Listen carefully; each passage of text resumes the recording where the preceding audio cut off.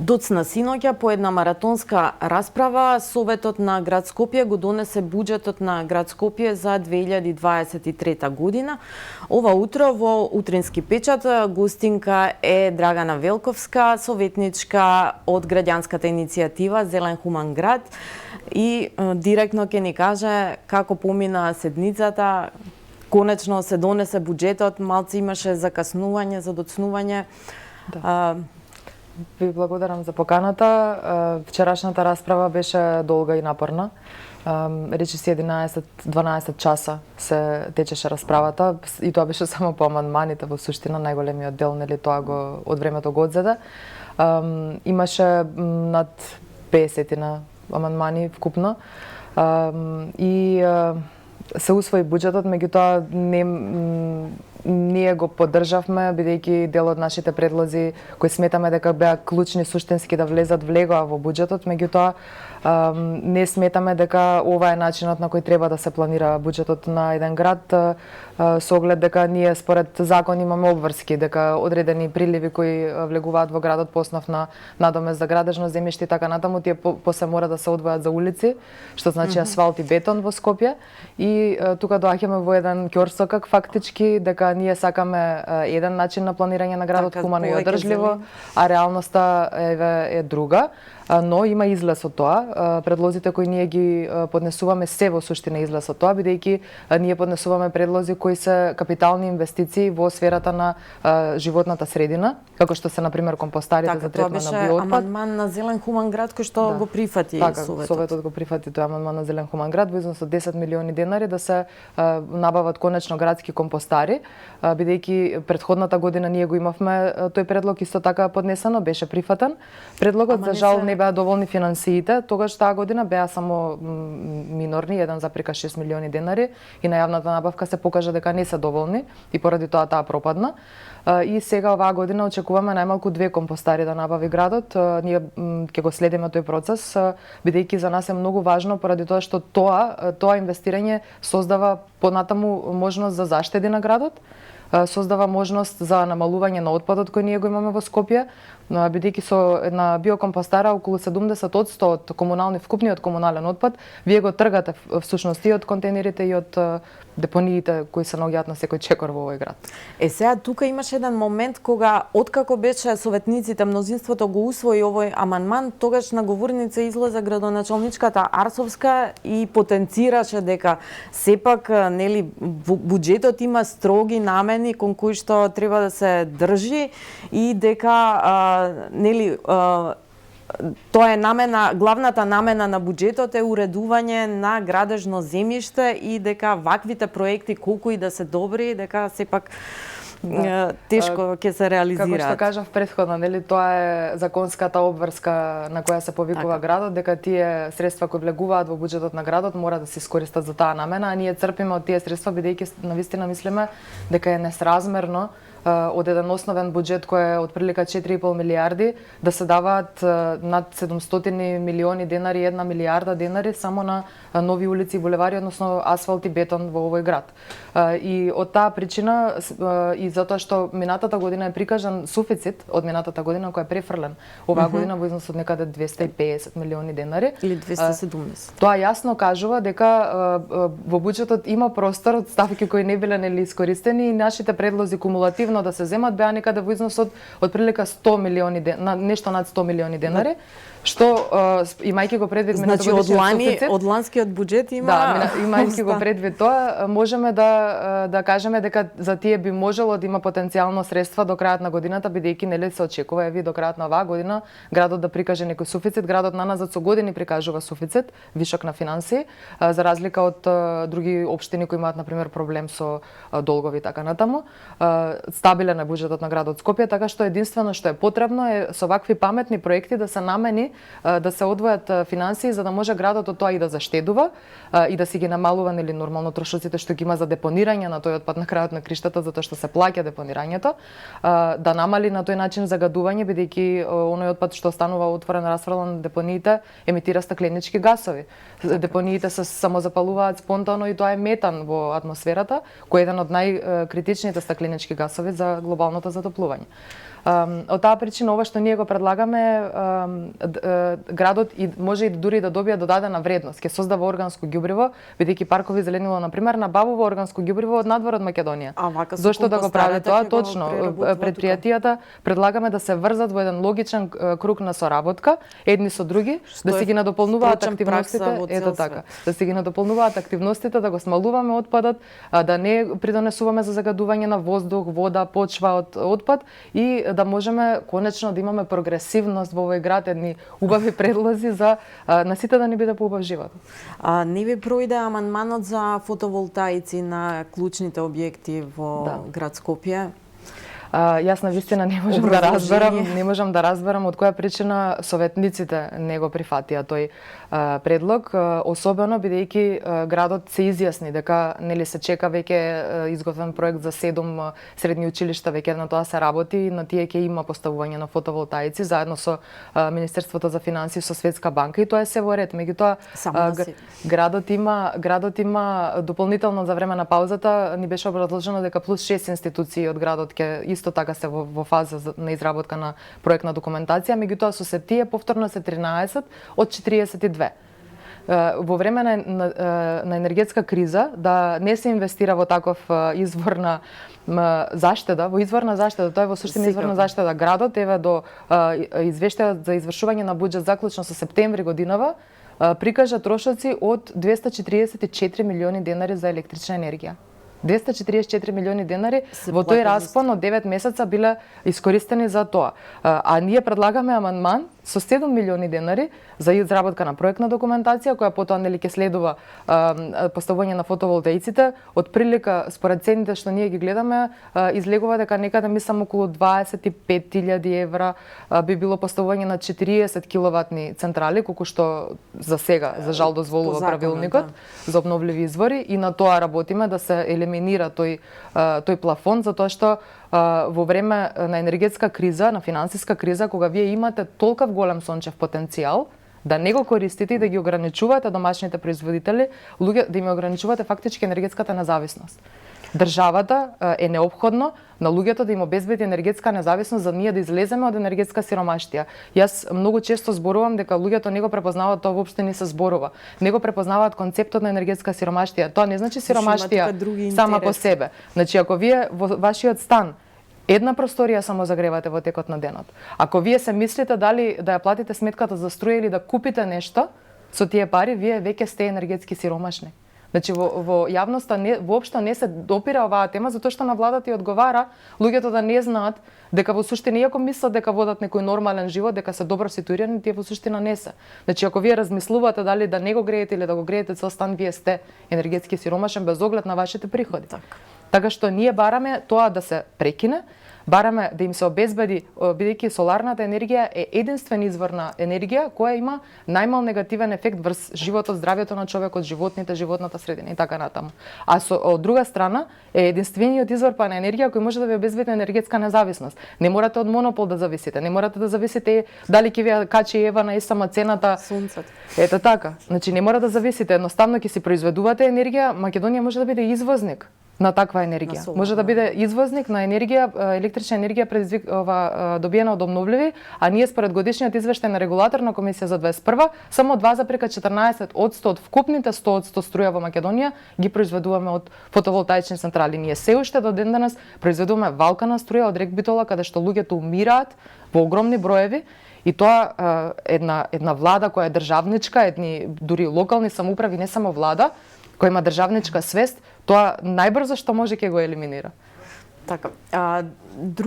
Кои други амандмани од Зелен хуман град помина, кои не помина? Помина предлогот кој го имавме исто така за зголемување на финансиите за стратегиската оцена на влијание врз животна средина за генералниот урбанистички план 22-32. Таа стратегиска оцена е клучен документ кој оценува какво влијание тој генерален урбанистички план ќе има врз животот и здравјето на луѓето врз животната средина во суштина. Имаше само 1,6 милиони денари определено за неколку ставки во програмата за животна средина. Ние баравме зголемување за 2 милиони.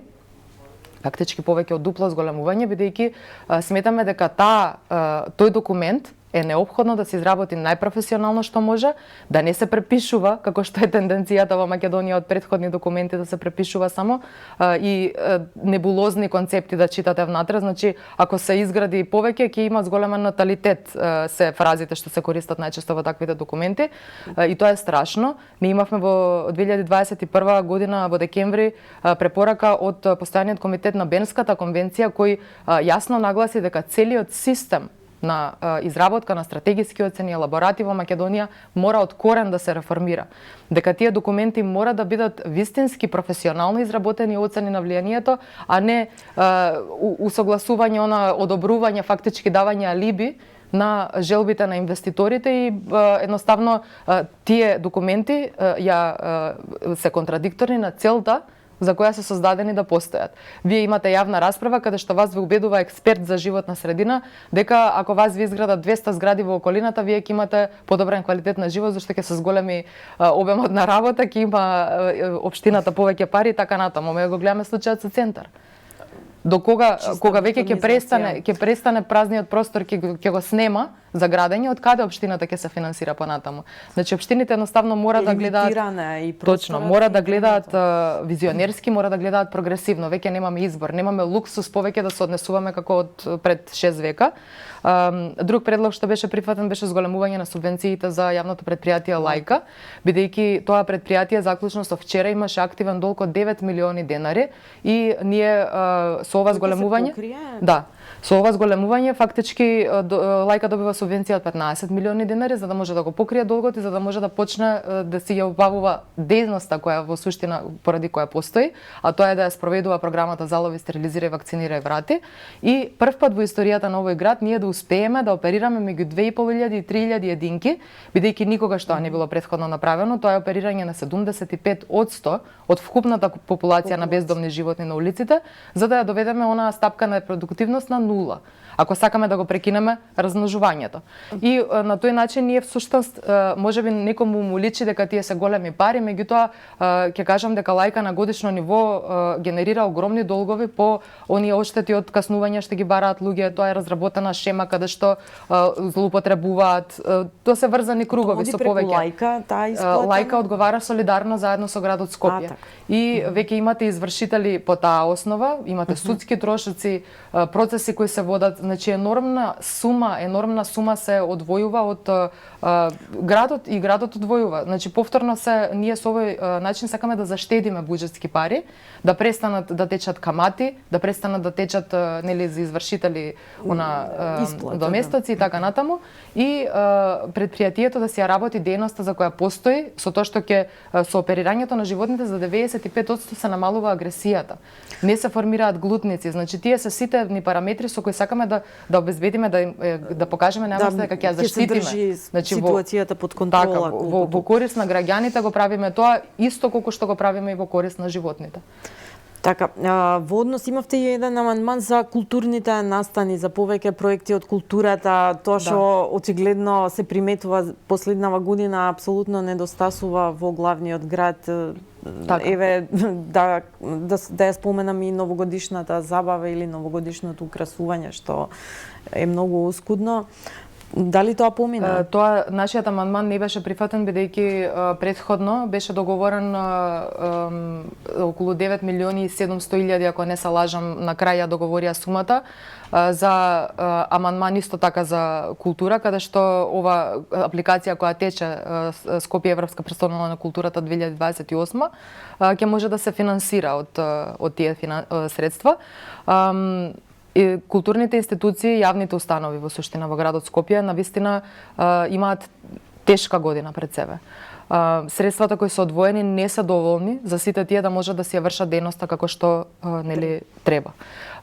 Ние во преговорите кога ги имавме на паузата разговаравме и с директорот на Младинскиот културен центар беше тука на кој начин да се обезбедат еве со ребалансот следен кој ќе биде финансии за да може тие неколку установи кои навистина имаат настани во текот на годината да може да бидат соодветно поддржани за ние да не биде дека аплицираме за Европски град на културата, што немаме рекоа настани. еве ЈСП нека го спроведува, нека ја спроведува апликацијата бидејќи таму субвенциите се во износ од над 550 милиони денари. И, дали ќе имаме решение за овие ургентните состојби во градот, тоа е загадувањето и јавниот превоз. Во моментот мислам дека ставот на градот е дека нели јавниот превоз мора да тече нормално и поради тоа се тие огромни финансии одвоени за ЈСП. Дали ќе биде нормално или нема да биде нормално, тоа зависи од многу фактори, затоа што самото покачување на горивата создаде многу голем проблем, па сега ова што излезе со приватните превозници, фискалните, нефискалните, ние се уште чекаме извештај од ревизија да кажам отворено дека се уште немаме како советници добиено финален извештај од ревизија која е извршена, што се направило во така и остана нејасно и за граѓаните. Да видиме со факти што се случило и едноставно на кој начин ние да се поставиме, бидејќи ако не ги имате аргументите, ако не ги имате основните информации пред себе, не можете да изградите став. Се друго е само гол популизам, партиски препукувања, а ние оддалеку не сакаме да учествуваме во такво нешто. Ние стоиме на ставот дека луѓето, јавноста, сите ние и ние се сметаме за дел од јавноста. Ние мораме да имаме точни, прецизни информации. Не смееме да кокетираме со полувистини, да манипулираме, затоа што на крајот на криштата на сите ни се отежнува животот на тој начин. Ништо не добиваме. Од тие препукувања на партиите, ниту едните, ниту другите ќе добијат, а најмногу ќе изгубат граѓаните. И граѓаните очекуваат решенија на проблемите што во однос на загадениот воздух, тоа што прашавте.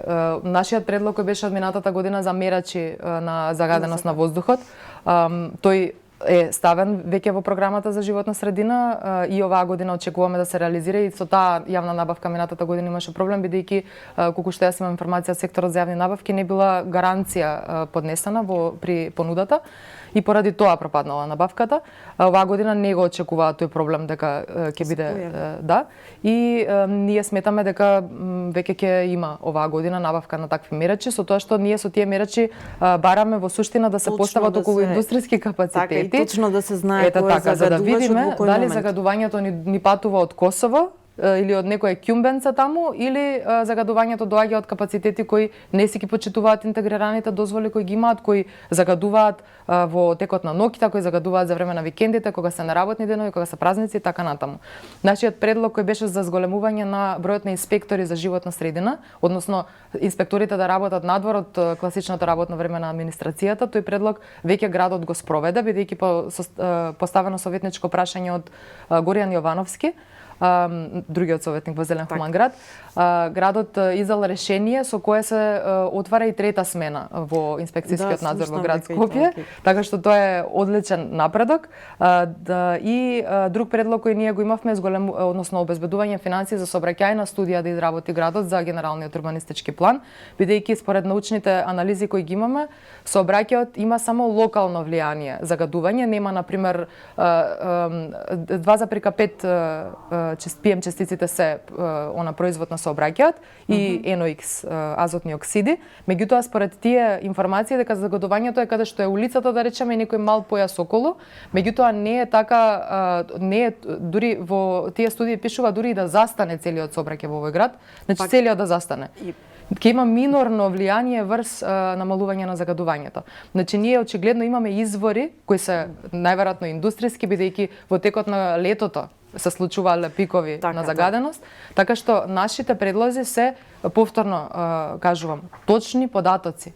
Да имаме прецизни податоци со што работиме и од тие прецизни податоци да може да изработиме решенија. Затоа што ако вие ги немате поедовните податоци, секакво решение што ќе го спроведете нема да даде резултат. Тоа е сосема нормално. И за крај, во буџетот за 2023 година, град Скопје предвидува некои новини. Ќе добиеме ли конечно, ќе почне градбата на Луна паркот и што уште ново е предвидено? Луна паркот стои со околу 10 милиони во буџетот на град Скопје. Ние сметаме дека би требало да се реализира во постојните негови граници, затоа што не сме во никој случај според нас да се одзема од зеленилото во паркот. Паркот е направен на тој простор пред многу години и тогаш не била состојбата со бројот на население ваква каква што е денес. На предните земји таквите паркови забавни големи од голем обем ги прават на периферијата, како што ги прават и трговските центри, кои ние не ги правиме на периферијата, ние ги правиме во сред центар, за да го закочиме сообраќајот, за после да имаме загадување од сообраќај, да имаме и сообраќајни судири, да. Тоа е во суштина нашиот став дека градот мора да се развива одржливо, дека градот мора логични чекори да влече, да прави. Не може контрадикторни политики да се спроведуваат и да очекуваме дека нешто добро ќе излезе од тоа, бидејќи ако од една страна направите според сообраќајната теорија, ако за секој 1% зголемена структура за автомобили, ви имате пропорционално зголемување за 1% на бројот на автомобили. Значи, повторно тие образложенија бесмислени дека со проширувањето на улиците ќе се намали сообраќајниот метеж, тоа е лага. Мислам, сообраќајната теорија како наука си го покажува тоа дека тоа не е вистина. И сакам и ова да го спомнам исто така за вчерашните амандмани. Имаше амандман за аквариум во зоолошка градина. Тоа беше амандман на СДСМ. И јас излегов на говорница и кажав дека тоа е еден од најанахроните предлози кои јас ги имам чуено во својот мандат, бидејќи во време кога јасно покажуваат сите научни анализи дека ние имаме огромен проблем на ниво на целата земја, на целиот свет со биодиверзитетот, дека ние да влечкаме тука суштество од друга хемисфера кои ги носиме во затвор, во мачилиште за живи суштества, тие живи суштества чувствуваат, патат, страдаат исто како и човекот, тоа се научни докази. Тоа не е нешто што ние сме го измислиле. Посебни услови во тој аквариум треба. Мислам, замислете, сите видовме во корона што значи да си затворен против своја волја. Значи, овде се работи за затварање во простори кои се 10, 20, 30 пати помали од нормалните услови за живот што тие животни во природата ги имаат. Нашиот предлог беше да се изработи анализа со која зоолошката ќе почне да се трансформира во центар за рехабилитација и конзервација на диви автохтони видови. Тоа значи дека нашата фауна што ја имаме овде во Македонија ќе има простор каде, да речеме, повредени животни да се третираат, да се лекуваат, да се рехабилитираат, ако се останати без мајката во природа, да им се помогне додека се малечки да пораснат и да се вратат назад. Тоа е во суштина, тоа е и основата за постоењето на зоолошката. Таа треба да го зачува биодиверзитетот, а не треба да биде циркус од средниот век, како што овој предлог е. И овој предлог беше гласан од 20 советника во Советот на град Скопје, што беше уште пофрапантно за нас, бидејќи во време кога целиот свет оди кон ослободување на животните, кон создавање на зоолошки каде што луѓето се влезени во тесни кафесчиња и поминуваат низ некакви резервати кои што ги гледаат животните во природна средина, ние аквариуми ќе носиме. Мислам, навистина јас уште не можам да сватам како имаше толку голема поддршка тој предлог, јас не можам да сватам, јас барав да се испита јавното мислење и да се види, бидејќи во Македонија Здруженијата за заштита на животни со децении работат на освестување на луѓето, што значи дека секој има право на живот и слобода. Сите ние се раѓаме слободни. Значи, ако јас имам право како човек, има право и тоа друго живо суштество, и ќе спомнам една многу позната изрека дека напредокот на една нација се гледа во начинот на кој таа ги третира животните. Драгана Велковска, ви благодарам за гостувањето во Утрински печат. Продолжуваме по рекламите.